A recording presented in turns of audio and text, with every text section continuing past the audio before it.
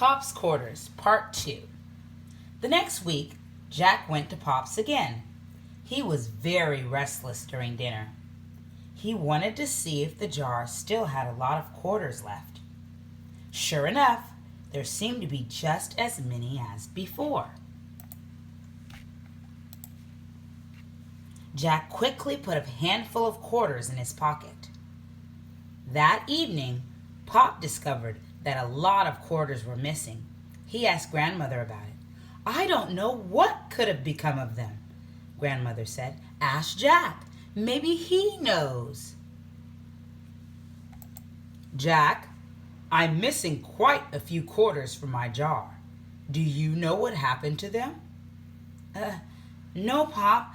I have no idea." The next day, Jack's parents questioned him.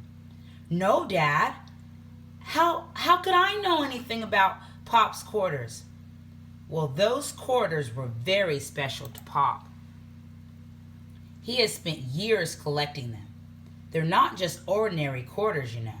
They're very old and rare editions. Only a few coins were made at the time, and hardly any of them are left.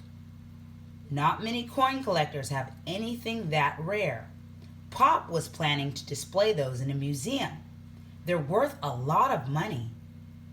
A lot more than 25 cents apiece. There were a few in the jar that were worth $50 each, Jack's father said.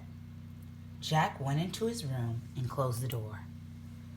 He sat down and stared at the window. He felt sick. What should he do? "If I tell them I took the quarters, everyone will think I'm awful. But if I spend those quarters, it could be..."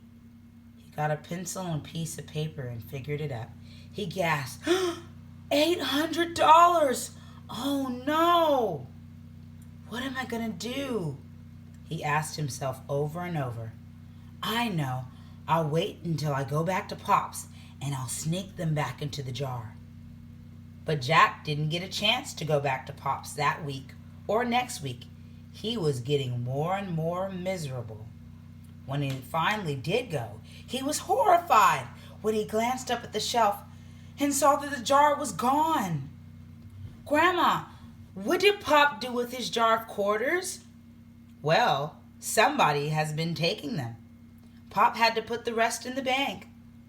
He couldn't take any chances on losing any more." Jack almost started to cry. "How will I give the quarters back?" he thought frantically. When Dad came home in the car, Jack decided to confess. "I took Pop's quarters," he said, then he began to cry. Jack had a hard time telling Pop, but he did, and he gave back the 16 quarters he had in his pockets.